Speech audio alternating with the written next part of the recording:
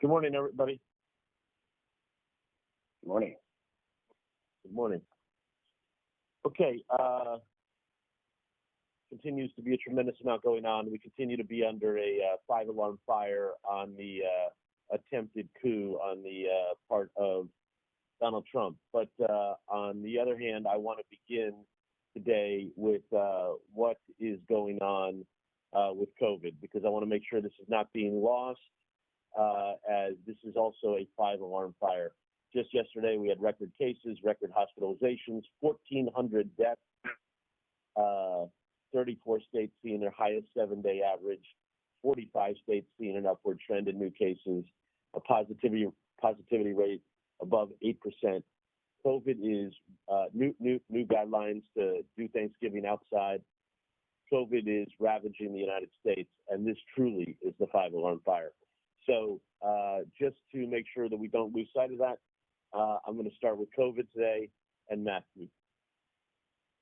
Thanks, Jeff. So as you mentioned, lots of new records, two big new records. It's not just a devastating time. It's a very vulnerable time right now as people are COVID fatigued and hearing a vaccine is just around the corner and might let their guards down, and they should not.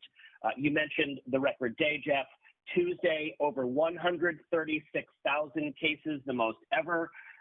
1,420 deaths reported, the most since summer.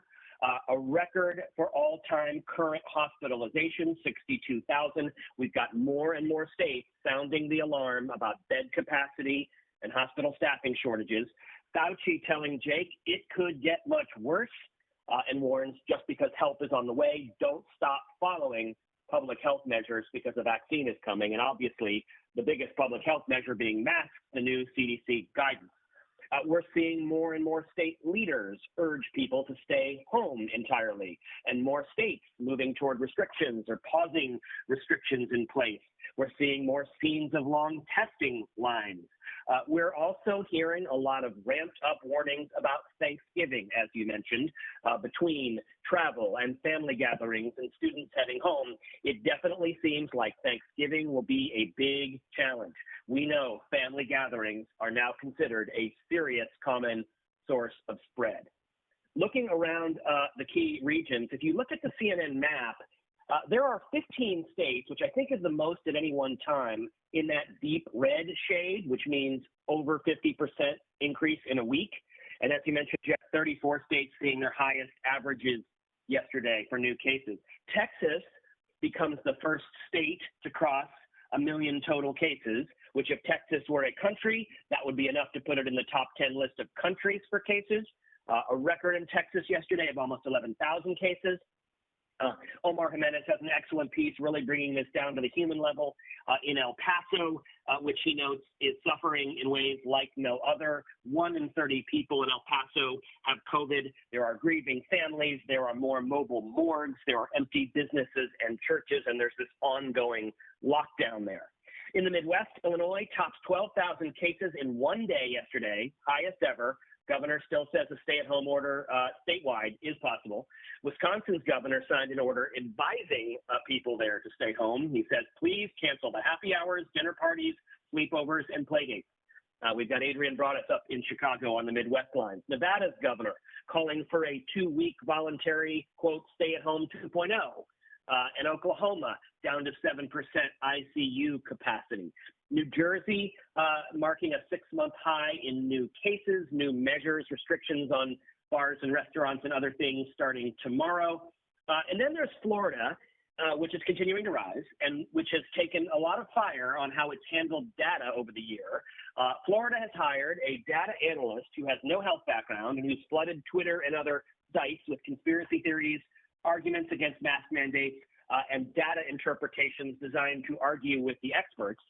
The governor's office told Randy Kaye that he is not primarily a COVID data analyst, but it sure seems like he was hired after all of these statements that were out there. We're sorting through all this to alert reporting. Randy is filing for 360, and we're working up for digital as well. In terms of the health front, we talked about the new CDC guidance on masks. They're not just for the other person anymore. The new guidance reads that they act as, quote, filtration for personal protection, citing several studies that show masks can reduce risks by more than 70% in cases. Obviously, there's the vaccine front. We're looking for results from other companies like Moderna any day. Fauci saying healthcare workers will be heavily prioritized in the rollout. But there are still a ton of questions about the distribution plans and how those priority decisions will be made and how, by whom and when. HHS also says the government will start distributing Eli Lilly's antibody treatment this week, but a lot of officials and doctors note there are a lot of concerns about getting it out given all the IV infusion requirements there. We're hearing more in a briefing right now from the Infectious Diseases Society about West-Midwest spread. Definitely seems worse there, and a WHO briefing at 11. Sanjay has got a piece that rolled out this morning on, yes, deaths are high, and it's a tragic number, but the number of deaths relative to the number of cases is dropping. So we explore why. Elizabeth Cohen and Jacqueline Howard also available live on the health lines. On education, one of the nation's largest school districts, Philadelphia, will not go to hybrid learning next week as planned. Philly will stay virtual until further notice because of spread. Obviously, lots of districts confronting the post-Thanksgiving and post-New Year's plans at this point, and we've got Biana on the education line. We continue to track the impact of COVID on sports. The NFL noting that the latest testing window results reveal a jump in cases, 15 players compared to 8 last time. We've got those two postponed weekend SEC games, Alabama, LSU, and Texas A&M, Tennessee. We've got the wrap pieces, of course. Nick Watt today for 3, 5, 7, 9. Athena Jones for 4, 6, 8, and 10. Great. Thank you, Matthew. So there's really a ton of really bad news on the COVID front. Does anybody have any thoughts on COVID? Hey, Jeff, just one thing in the wake of the CDC's new mask advisory, protecting yourself.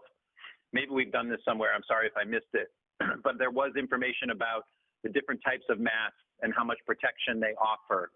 And so you've got people wearing bandanas and you've got people wearing N95s. And I do think we should have a segment. Sanjay obviously would be amazing at this, and maybe he's done it already. If I missed it again, I'm sorry. But to tell people like what type of mask will protect them the most. And again, I know it's fairly obvious that the type of mask that the healthcare workers wear, like the N95s, are more protective. But I do think a gradation of what it means, what kind of mask you should have. You know, sometimes you see people wearing 2 masks. They have like a cloth mask and a paper mask. Is that better? Is that worse? Should you do that if you can't get an N95? I just think a segment on what type of mask is most protective to those around you and also to you yourself in terms of the screening of up to 70 or 80% of the potential particles that could harm either you or someone around you. So that's definitely something we can revisit with Sanjay. And the other thing I would just add too, as well, Sanjay said this on New Day this morning, it was a really good point. The hospitalizations, as Matthew mentioned, at a record all-time high today, coming about a month after cases that were about half this amount a month ago. So look at a month from here, where are we going to be in hospitalizations? It's absolutely frightening. It's Paula calling from Canada. Can you guys hear me? Sure can, Paula. Go ahead. Sorry, I don't think we can overstate the risk to Thanksgiving. So Canada is a month out from its Thanksgiving. It is a dumpster fire here right now. Our cases are growing exponentially, and public health officers can't get a hold of it. And remember, we have mask wearing here, 80 to 90% in certain jurisdictions. And as I said, those private family gatherings for Thanksgiving were absolutely catastrophic. And I think it's just worth continuing to emphasize like that, as we have been on the air already. Yep. And you raised the point, obviously that's North America, but we are going to have to return at some point, probably next week, to making sure we're covering the international COVID story on CNN US as well. We did do that story for digital, so it's up there, and people can look at the Thanksgiving numbers. So they're there. The warning's there. Got it. Thank you. Anyone else?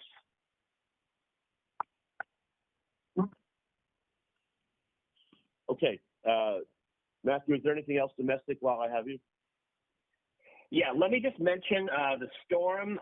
Ada is now a hurricane again, approaching Florida for a landfall tomorrow, strengthened overnight. The track has a landfall of up to a Cat 1 north of Tampa. Hurricane watches up along the Florida Gulf Coast. A lot of flooding expected in the Tampa area and surrounding, and we'll talk about how to cover tomorrow. But for today, it's Chad and Tom in the Weather Center, and that's really the only other thing. Good. Okay, thank you. All right, now let's move to politics, election, White House, Washington. Let's start with David Chalian, please. Good morning, Jeff. Virginia will have most of the five-alarm fire stuff. The Biden, President-elect Biden, you saw yesterday before cameras, really working to lower the temperature on this, saying that nothing is sort of hampering his ability to proceed with this transition for now, and obviously he called the president's behavior an embarrassment, but it is his entire mission was to turn down the temperature on this moment of concern. We are looking to see if he adds a Veterans Day event to his schedule today. There's not one currently on his schedule, but wouldn't be surprised if he added one. So we'll be on the lookout for that and let folks know. We don't expect any staff announcements today because of the Veterans Day holiday, but tomorrow and Friday this week, as it comes to an end, we are on the lookout for some big West Wing announcements. Perhaps Chief of Staff will be first, obviously leading contender for that, longtime advisor Ron Klain, but we will be on the lookout for those kinds of announcements, again, for the Biden team to show that they're proceeding apace despite the president's continued refusal to concede and his team's push for these baseless lawsuits and recounts and what have you. In terms of the Georgia runoff elections, Kyung La is on the ground in Georgia for us, and obviously these campaigns are well underway. TV ads have been flying. Surrogates are making their way. Today we see Marco Rubio joining Kelly Loeffler on the trail, and perhaps Perdue as well. You saw Ossoff on AC 360 last night saying that Democrats in Georgia have never been more motivated, and the Atlanta Journal-Constitution editorial atop the paper this morning slamming Loeffler and Perdue for their baseless claims about election fraud for which there is no evidence. I'm sure the AJC editorial is not going to mean a whole heck of a lot to their voters, but it's certainly not how any candidate would want to kick off what is an 8-week sprint of a campaign with the battle for Senate control hanging in the balance there. So Ken Law's on the ground and is able to take a look at all of that today for us. And I think that's where we start. Okay, so before we move to the five-alarm fire part of it, David, can you just update us on where the vote count stands? Obviously, the popular vote is now just about at 5 million, which I continue to emphasize is something that we should highlight.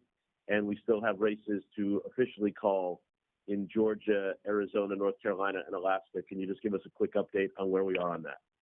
Sure. Alaska, there was like 70,000 votes that just got reported, and the folks at decision desks are taking a look at that. So Alaska may be projectable for both the Senate race there and the presidential in just the next little bit here. So be on the lookout for that. In Georgia, we're awaiting the counties to certify their votes to the state, which needs to happen by Friday.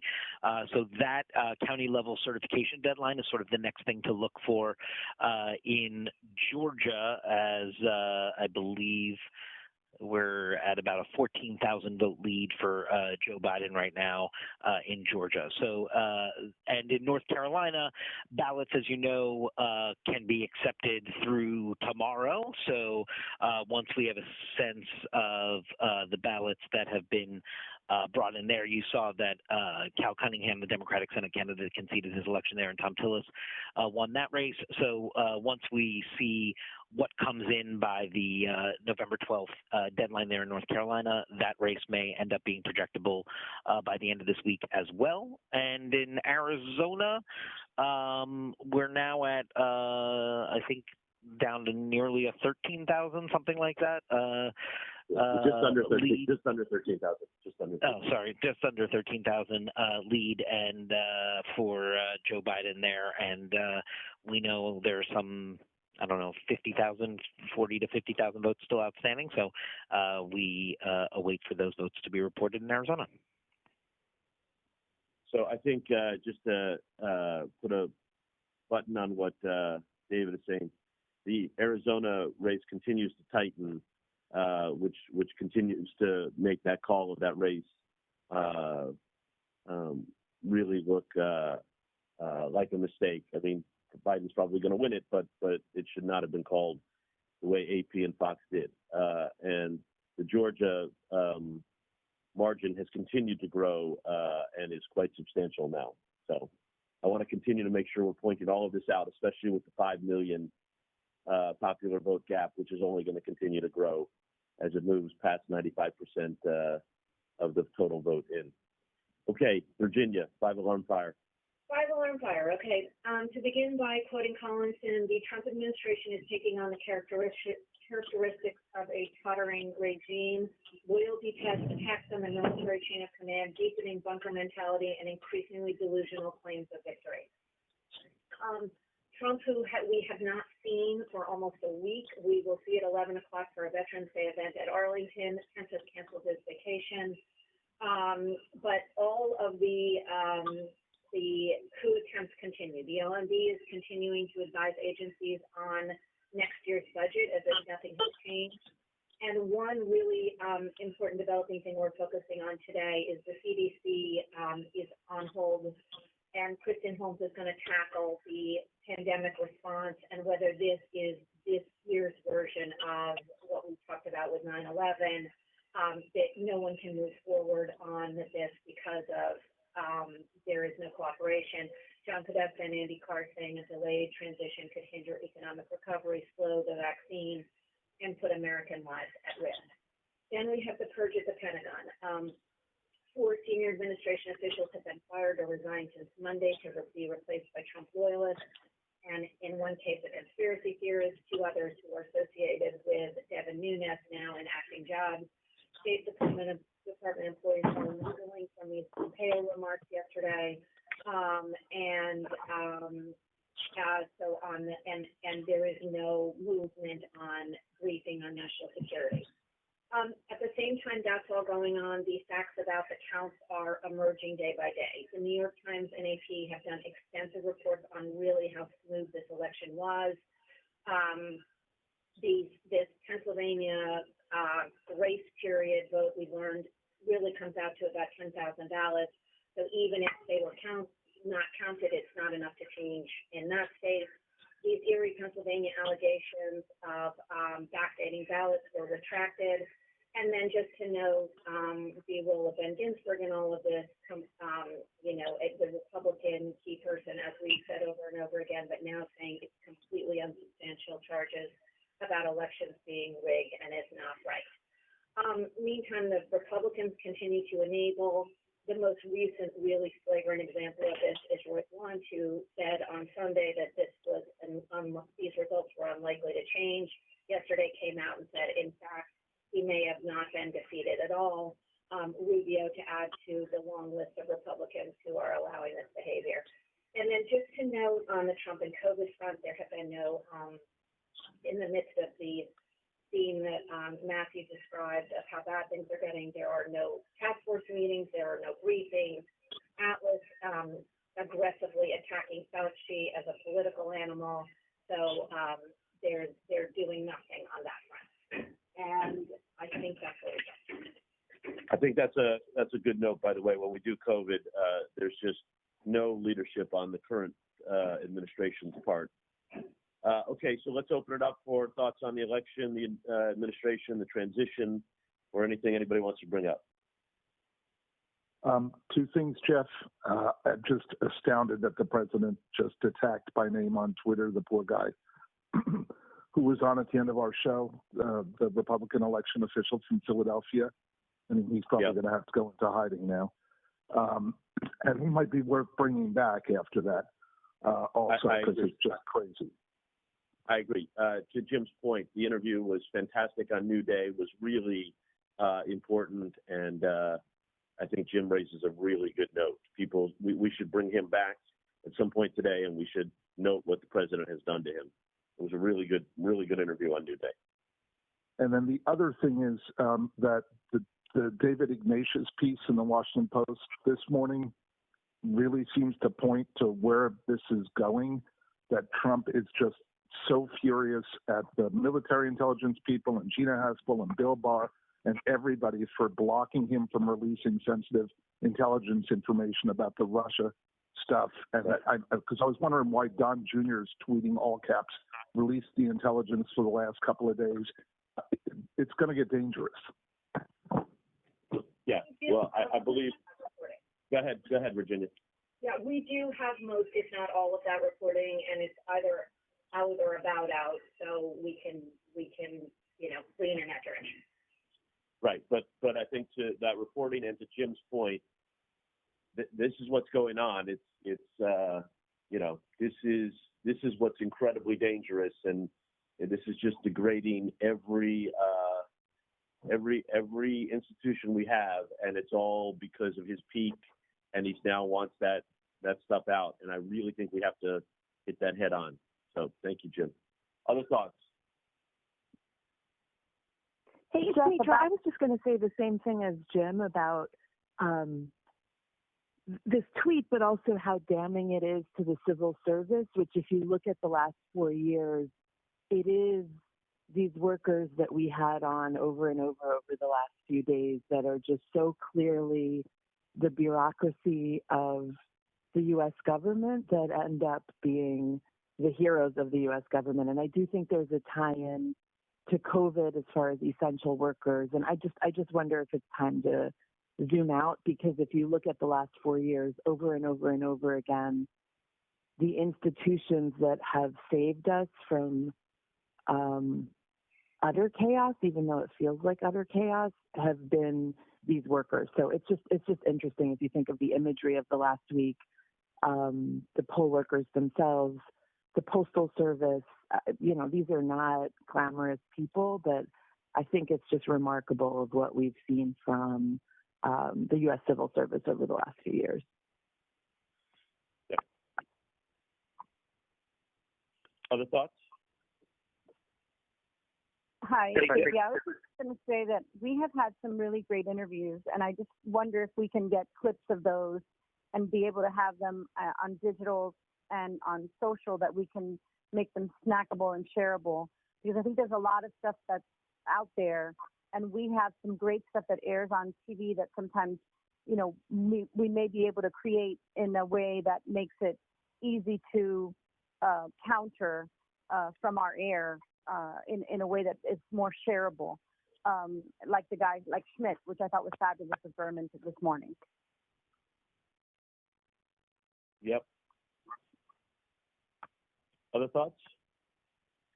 Jeff, I think we should continue to put pressure on the president's enablers, particularly Republicans in Congress, Republican senators. Every Republican senator who has not spoken out, and that is about 43 of them, it deserves to be pressured. They know that the president is making this up. They know that he's wrong, but they don't want to. They're wimps, and putting pressure, whether it's Marco Rubio or even outgoing senators who have a conscience like Lamar Alexander or Ben Sasse, calling them out for his, you call it a coup, I think puts pressure on them and at least hopefully forces them to defend the indefensible.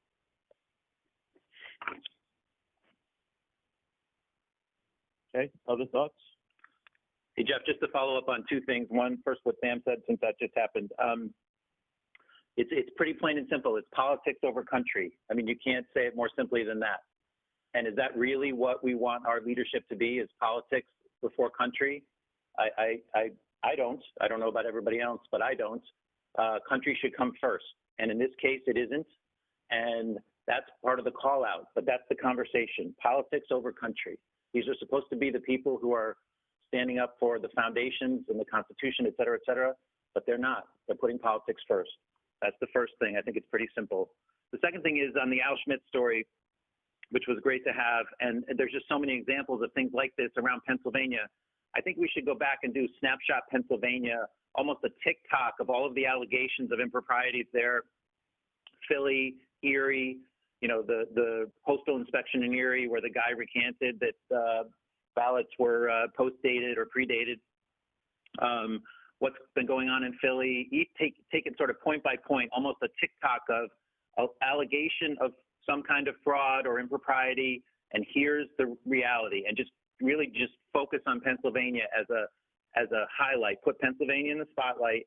Here's what's been alleged. It was a centerpiece because of obviously the Four Seasons landscaping company press conference and all that stuff, and you can use all of that in the story too, and use things like, again, the Fox News correspondent in Philadelphia multiple times on Fox said there are no signs of impropriety here. He showed a photograph taken by a Republican poll watcher who was 6 feet away from the woman who was going through the ballots. All that's from Fox. All of those kinds of things that debunk sort of every allegation along the way, just to highlight for everybody how ridiculous this is in one place. Just literally go through them all and debunk. Okay. Other thoughts?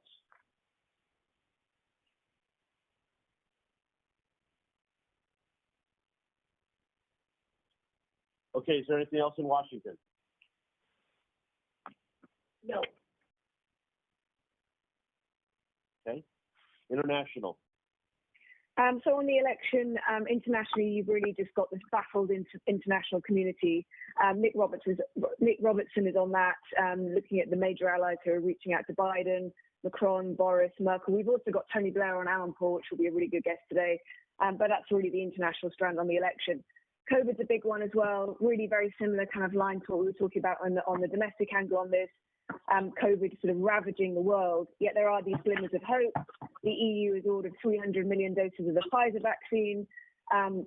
Russia came out today and said that its Sputnik 5 vaccine would be 92% effective. Obviously, we take that with a grain of salt, but still, it's kind of the idea that there could be multiple vaccines ultimately is a positive one. Matthew Chancellor's on that. Fred is on the EU line. But the numbers are just going up everywhere. 500 people died in the UK yesterday, the deadliest day since March. Salma is on that. And then the other story I wanted to flag is Hong Kong, where we're seeing basically the complete erosion of democracy. Earlier, China said that any lawmakers in Hong Kong who are dissenting voices or who aren't patriotic should just be removed.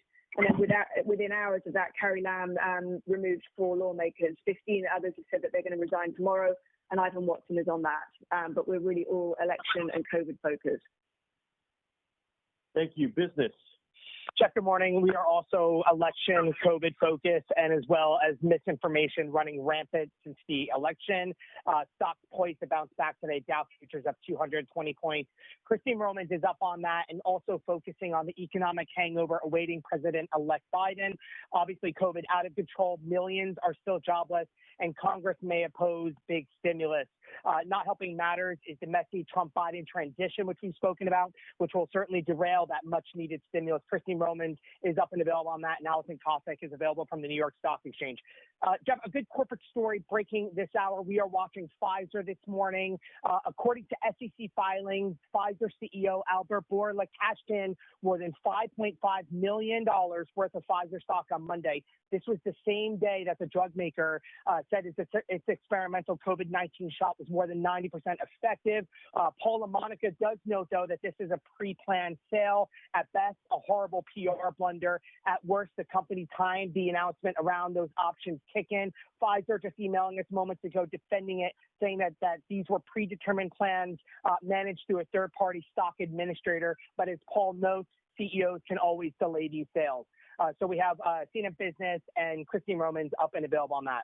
just want to highlight overnight, Chinese State Administration for Regulation. This is China's top market regulator, announcing guidelines intended to prevent big internet monopolies. This led to $250 billion wiped out of the Chinese stock exchange from companies like Alibaba and Tencent. The fear stateside is that American tech giants, it may embolden similar efforts here in Washington. As we know, Facebook CEO Mark Zuckerberg arguing that China's growing tech groups are a competitive threat, but more aggressive antitrust action from Beijing could weaken that claim. Brian Fung is up and available on that. And of course, in misinformation, Brian is also tracking YouTube, which told us late yesterday that a video wrongly claiming Biden lost his status as president-elect did not violate its standards. The video racking up more than 1 million views and shared widely. It was also a top performer on Facebook. Of course, the main source of this video was a tweet which was removed by Trump advisor Pam Bondi. Some context from Biden. The video, as opposed to text, is much harder to analyze, would need someone to actually watch the videos, or the company would need to rely on algorithms. The one company, though, that can actually do this is Google, the parent company of YouTube. So we are tracking that throughout the day. Brian is up and available on that, and that's where we begin. Thank you very much. So before we move on to digital, is there anything else anybody wants to bring up?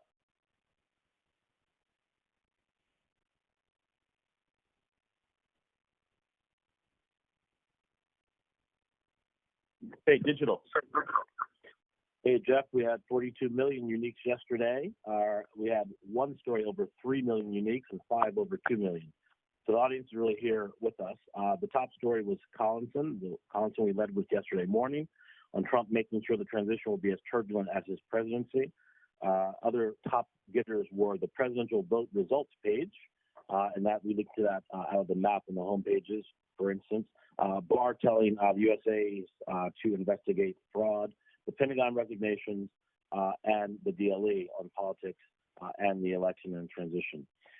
Top video on mobile web was the Coons video saying Republicans are saying to him privately, congratulations, and the desktop video on Bolton saying that Pompeo had just eviscerated his own credibility.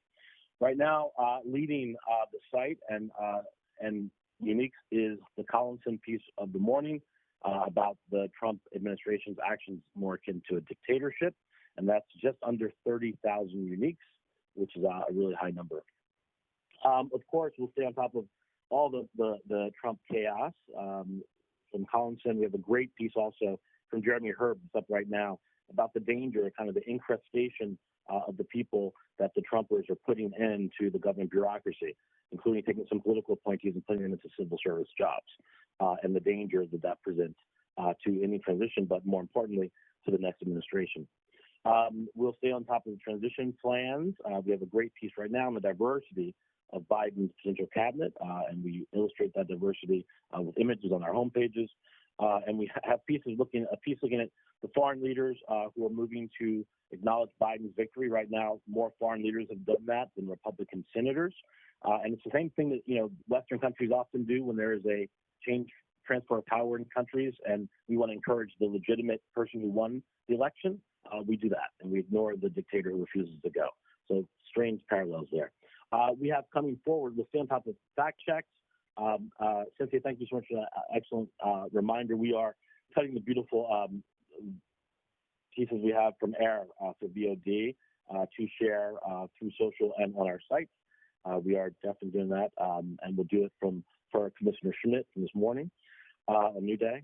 We have a Harry Ensign piece coming up on how Biden is actually widening his lead, which will also do well, and a great Daniel Dale fact check coming up on the RNC falsehoods, false tweets. So we'll see all that, as well as the stimulus story, transition, and the bad news for the millions of Americans who need help with stimulus. We have a piece on Biden and the economy coming from business. And we have a lighter-hearted piece on all the hotels are already sold out in D.C. for January 20th. So people are not really, some people are not believing what Trump says. Finally, I'll say that we have really good stuff coming on coronavirus up now and coming. We have a piece on the hospital shortages. We're going to El Paso, right, coming out. As Matthew said, 1 in 30 people in that county has coronavirus. And we have news you can use for our users. Holiday advice, both for your college kids who may be coming home for the holiday, they should quarantine before they come home, basically, inside the dorm for 2 weeks. And also we have a video from Dr. Nguyen on how to have a safe Thanksgiving, which basically involves being outside. So I'll stop there. Thank you. Right. Thank you, Marcus. John. Good morning, Jeff. So there are two stories today to the transition mess and the escalating COVID crisis, and we're devoting equal time to both. On the transition chaos, John Hart was at the White House this morning, as we just mentioned, Trump continuing to lash out, spreading all these lies. And we will see him for his first official appearance in nearly a week when he heads to Arlington at 11 a.m. for a Veterans Day ceremony. So we'll watch for that. And then on the Biden side, MJ Lee in Wilmington on the transition team meeting, continuing to show the stark contrast to how Trump is handling things, projecting calm and confidence. We will get to Jeff Zeleny on his reporting on early names being floated for a cabinet. Once again, just Biden keeping a sharp focus on the transition moving forward while there's all this chaos on the Trump side. We do have reporter whips built throughout the day to really land on the degradation of institutions as this transition mess just continues to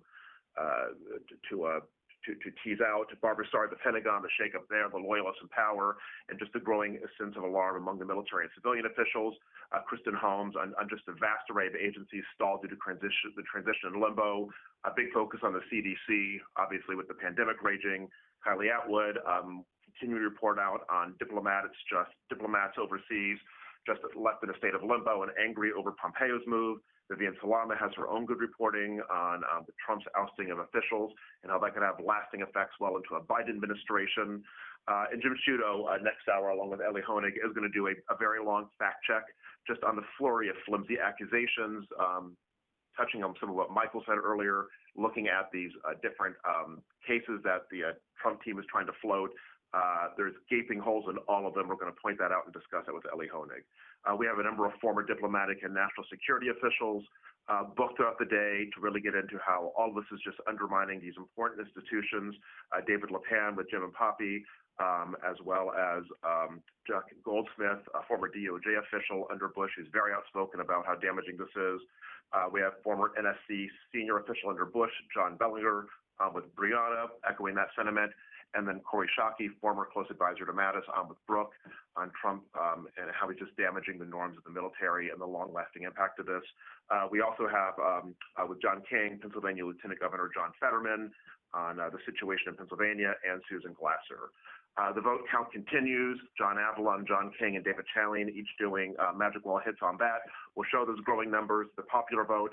Also want to focus on when these key 6 states are going to certify.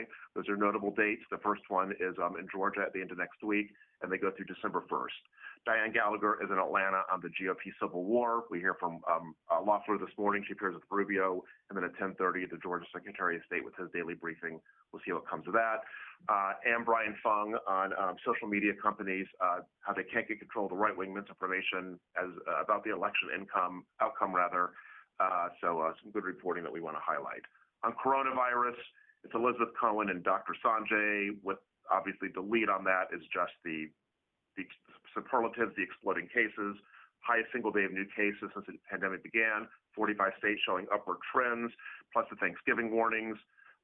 Omar Jimenez's El Paso piece is strong. That's getting on this morning. Adrian Broadus on the Midwest issues. Athena Jones has a COVID rat piece at 3. Brianna is going to keep a focus on vaccines. We have Dr. Stephen Thomas, the lead investigator with the Pfizer vaccine trials. A lot to unpack with him.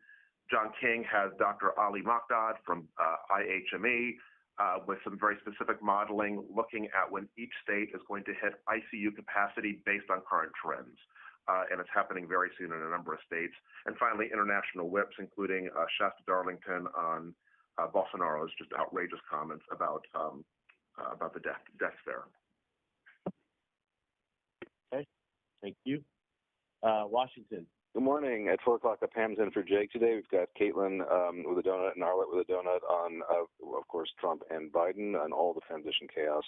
And news today, Senator Gillibrand joins us as well. We're requesting for Al Schmidt to come back now that Trump is attacked. Waiting on that. And then, of course, David Chalian at the Magic Wall as the vote counting continues. Athena has our COVID wrap with all the dire news there, and Sanjay, of course, as well. Barbara has her piece on the state of the military this Veterans Day, and then Kyung looking at the Georgia Senate races. And in the Situation Room, we'll also be following both 5-alarm fires, COVID, all the record cases, deaths, hospitalizations, positivity rate, Thanksgiving has to be outside, and this new CDC guidance on masks. And we'll also look at which types of face coverings work best, as was suggested. So we'll do all of that with Sanjay and our Watt and Jones wrap pieces, and then obviously the other big fire inside the White House. We'll watch Trump at 11, the first time seeing him in almost a week, see which Republicans continue to enable him and his false claims of fraud, and continue to call that out, politics over country. And we'll use that sound the Philadelphia commissioner on New Day. We'll also be watching for the latest of the Biden transition in Wilmington. We have John Brennan booked, as well as Senator Bernie Sanders. We also have the Barbara Starr piece that was mentioned on the state of the military. And then we'll continue to map out the votes in the remaining uncalled states and highlight that growing margin for Biden in the popular vote, and that's where we're starting. Okay, does anybody else have anything they want to bring up?